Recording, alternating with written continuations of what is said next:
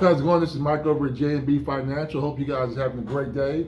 I try to share some tax season news that can be of use to not just my clients, but people who have questions about taxation during tax season, about insurance, about other products and services that we carry here. So let's start at the top. People are asking a very, very valid question. Where is my refund at? I filed back in January. I filed back in February. Why am I waiting? Well, probably one of the biggest reasons you're waiting because the IRS and the Department of Treasury's pipeline has to be overextended, dealing with a combination of stimulus payments and paying for tax returns from last year and paying this year's income tax returns. They just have a pipeline that is very, very full right now, and it's taking some returns a little bit longer to be processed. In the meanwhile, while we wait, some things I recommend you doing is checking copies of your tax return, make sure the information is correct.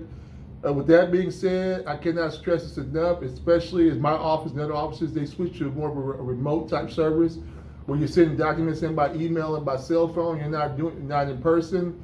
Make sure your information is correct, especially your address and your direct deposit information if you elect for direct deposit. The reason being is two reasons. First of all, you want the IRS to be able to contact you in case they have a question. I've said this once, and I've said this twice.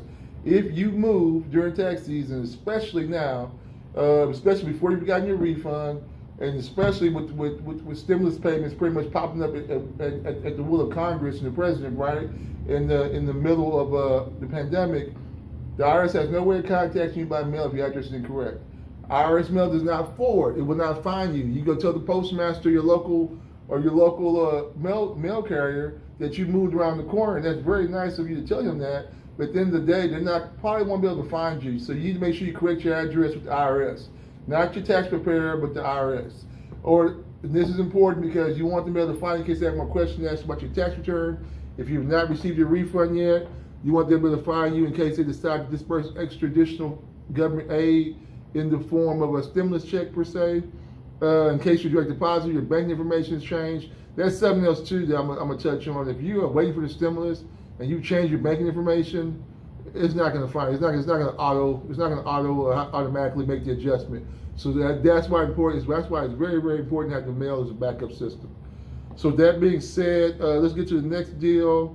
As far as stimulus updates, it's still waiting on presidential approval. I haven't checked the news yet, but I know the bill came back to the House to be for final approval before it goes to the president. It looks to me like the Senate has already approved it.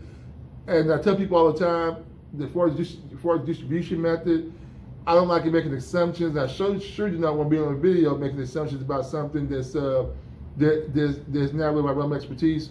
I will say that it's a possibility it could follow the same distribution methods as before, which I spoke on earlier. It's best to be prepared for those distribution methods, either by direct deposit or check.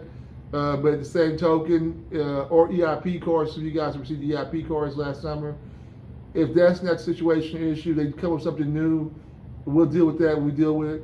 I know some people are waiting to file taxes until the stimulus bill is announced. Well, one of the fundamental flaws of doing that is going to be the fact that in some cases, some of you guys made less money. You'll pay less taxes this year, and you'll get more of a refund than you did in 2020 because you got back in 2019 because 2020. We saw several people seeing work shortages, working less hours, not working at all, and you just made less income. So it would make more sense in 2020, and because the stimulus is income sensitive, and you don't want them to go by a year where you were pumping at full steam with a higher income, as you want to go by a year in this situation, well, you want to go the right year, but in this situation, you want to go by a year, which would be 2020, if you made less. If you made more, you still need to go ahead and file to get it out the way. Because I'm not trying to give you instructions on how to shirk your tax responsibility or take advantage of the system, but I'm just telling you that I think the attitude that you're gonna wait to get all this big stimulus payment on one check is great, but that if they calculate the calculation on all the correct information in place, you can put yourself at a disadvantage for a lot of different reasons. And we're not in the stimulus business per se. When we do these videos, it's for courtesy. Because a lot of clients and a lot of friends and our family members, the community asks these questions. But we'll try to interpret it as best we can. But I tell people all the time, the best interpretation of it is let's wait for it to get voted into law first. Let's just get all the kinks out. If you're not careful with it, you'll find yourself speaking on provisions that wind up getting they get cut on the floor of Congress and never make it into law, and you confuse people or give misinformation, which is not something we come in and do. We try to give you information that's accurate, reliable, and trustworthy, and we're going to back it up with sources from reputable sources of news and information to kind of show that to be a value to you, it's best us to tell you as much of the truth as we possibly can.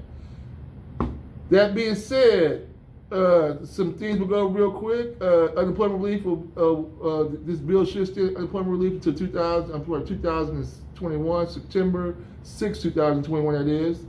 If you made less than $10,000 unemployment, there could be a possible income tax waiver. We had a lot of clients come to this office with unemployment 1099-Gs, and they are paying tax on unemployment. In some cases, they were withholding taxes throughout the year.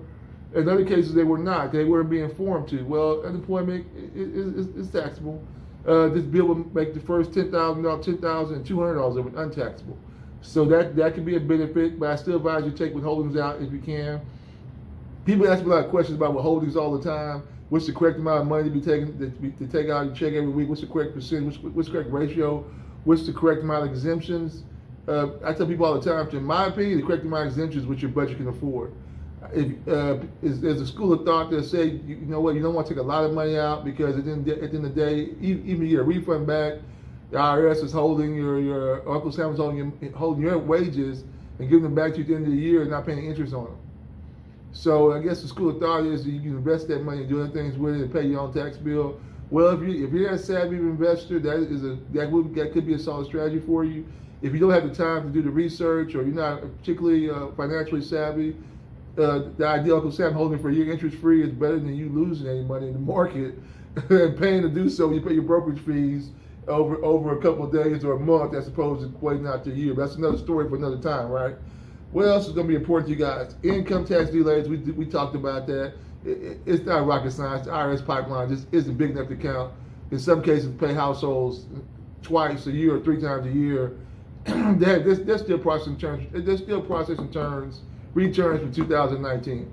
I have clients who I just want to stick the Holy Bible here. We got you amended. We got your paper returns submitted. We're waiting 9 days to come back. These people have to wait up to a year in some cases. And I tell you right now, the whole year them looking me upside my head the whole time. Like, Michael, you promised us that we were getting a certain amount of money back at a certain time. Where's that? We processed it. We called out their check. They're working on it. Oh, and then they stopped working on it. Then they kept going. The whole point is this: we are living in a very, very strange time. Things could get worse, and things will probably get back to normal before long, God willing. But there's some things that are going to work a little slower than normal. So just be patient with people. Work with people you trust. I cannot stress this enough. If you got a tax guy, you don't trust him, don't work with him. You got an insurance guy, you don't trust him, hey, don't work with him. Because that's not the guy you should be working with. Work with people you trust and trust the process and have the understanding to know that while they're working on getting us some money to help us out or whatever, or refunding us in case we pay taxes on something, what can we do in the meantime to keep everything afloat until that money gets here? Nothing worse in the world, you waiting on income tax return to do anything in your entire life. You're not supposed to be doing that. You're supposed to be planning better than that throughout the year. If nobody's ever told you that before, we'll tell you that now. There's nothing wrong with making plans for it, right? And budgeting things out, but your day-to-day should be taken care of before you get to that point. And if it's not, hey, it's okay, because we've all had hard times in life. We all had different seasons, different positions, but somewhere one of your goals should be, you know what, it's good that I'm getting a tax return refund. One of your goals really be to get a tax refund at some point, right? You should be like, I need to make enough money while I'm paying taxes, not getting a refund back.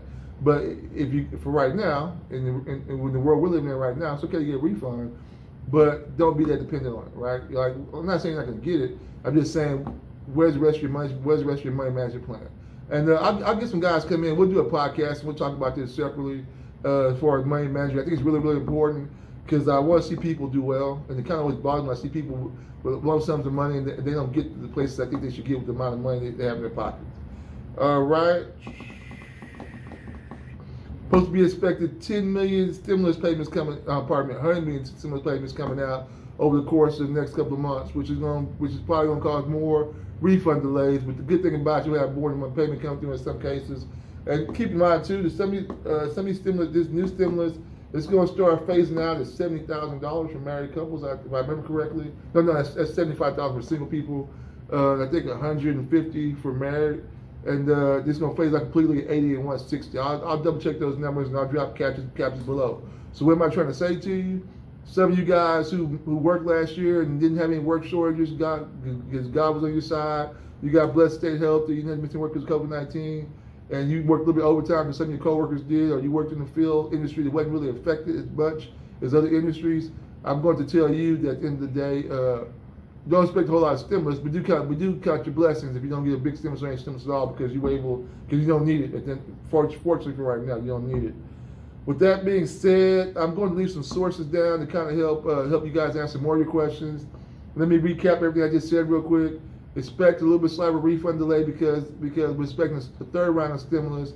They paid out the second round a little bit later than anticipated. It's going to fill the IRS pipeline up, and it's going to cause gaps. I left this out earlier. That IRS to go tool is not very reliable right now. And that's the app using your phone. Or Where's My Refund? I'll leave the links for Where's My Refund in the captions below. But it has not been reliable due to what we talked about as far as just the pipeline. Just like that Where's My Stimulus portal has been borderline useless, and I said it right here on camera. It ain't been very useful, helpful at all, especially when it comes to making changes. And they almost don't hardly tell you anything until you got your money in your hands. I'm seeing the Where's My Refund tool do a lot of that this year, and that thing's traditionally been relatively a strong indicator of what was going on. If you're one of my clients, sometimes I know things before you guys, as far as when your refunds are being funded. Traditionally, you guys have known the Thursday before the Monday I would know. Now it's like you don't know anything until I tell you what's going on. That means you're not getting any information correctly at all, and I'm getting a little bit late also. But if you're one of my clients or we'll work through, if you're not one of my clients, give me a call and I'll see what I can do about help you fix that problem. And if I can't tell you what we got going on over here, I most definitely do the best I can to help you within reason, without a meager amount of resources of time and staffing. So with that being said, I think I've said everything I need to say, in some cases twice. You guys have a great night, great week. This is Michael. It's a pleasure talking to you as always. Thank you.